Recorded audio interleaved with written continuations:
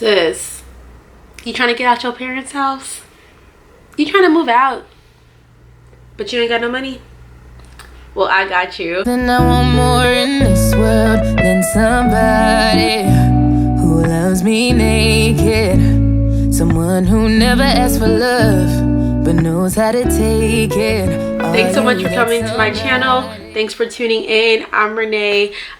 Basically, today, I'm here to tell you how you can move out your parents' house, but you don't got no money. Because that was me. And I moved out.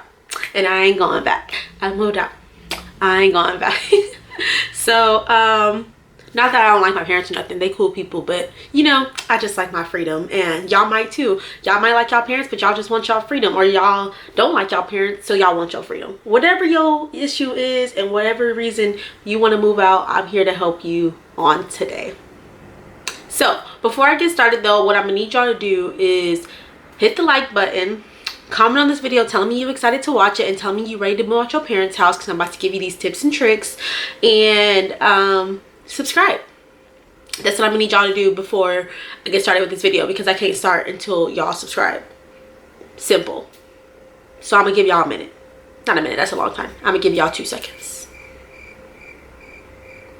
Okay, that's long enough. So let's get into this video. So tip number 1, it might seem obvious to some, but I'm gonna need you to get a job, sis, because you could start with 0, you know. However, you need something to put on the books.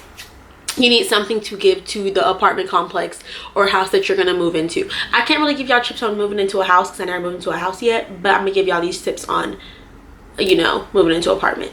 So like I said, I really need you to get a job, sis. Okay, you don't have to make an extravagant amount of money. You don't have to make thousands and thousands of dollars a month, but it will help. So get a job. When I first moved out, I was working at a restaurant. I was a waitress and making decent money.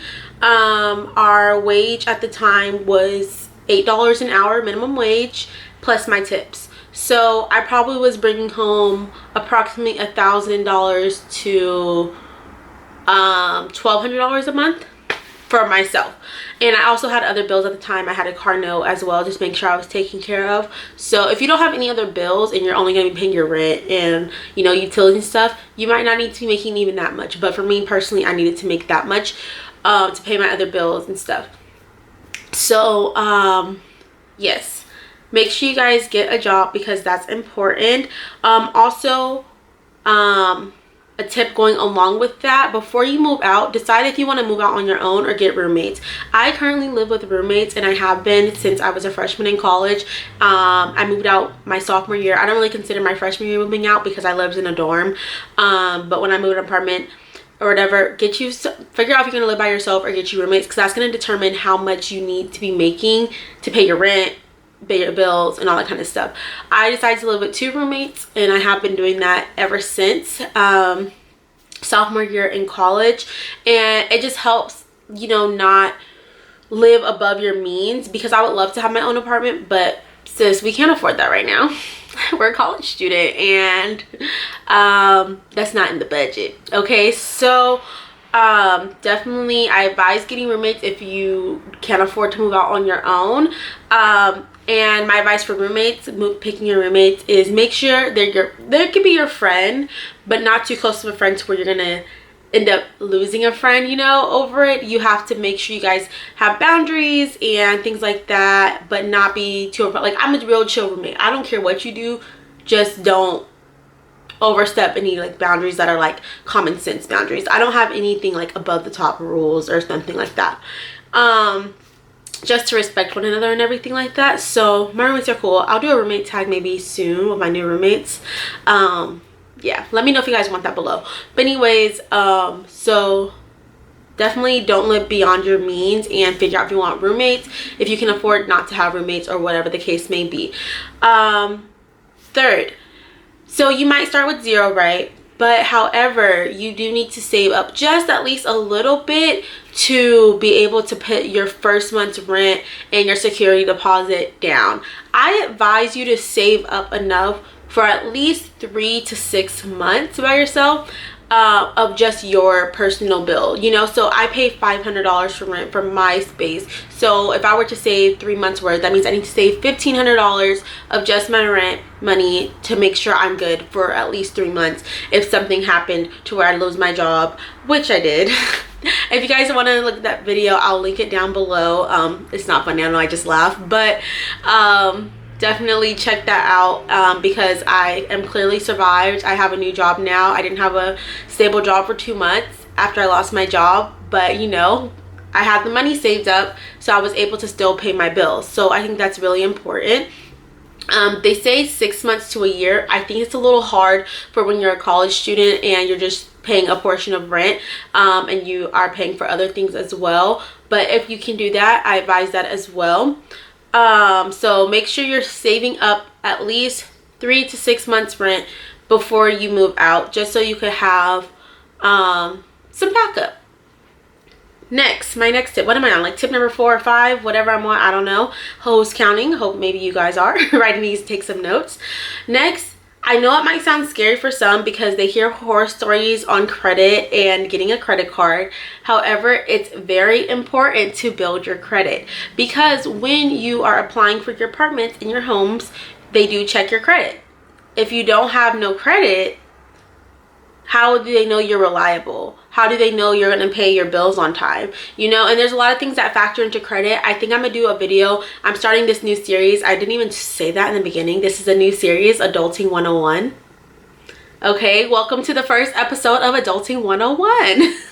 So, anyways, this is the first episode. So anyway, so building your credit, like I said, I'm gonna do a separate video on that coming soon, on how to build your credit and things like that. But get a credit card, you know, don't max it out, pay it off one time. Start with just, you know, if the bank gives you $500, okay, use just this. I'm gonna use this card for gas to start, you know, build up some gas points on it, pay off your credit card every month, or at least pay the minimum balance. Okay, I'm gonna get into that, like I said, on the next video. But make sure you're paying on time and things like that to help build your credit. You know, buy some groceries with it or whatever that may be. But just important to always pay your credit card on time. At least pay the minimum payment to be able to prove to the apartment complex that you're going to move into that you are reliable and that you know how to pay your bills on time. So when they check that credit score, they don't see any late payments and they're not going to end up taking you. So yeah, that's another big thing. And lastly, I kind of touched on it already as well, but like I said, don't live above your means.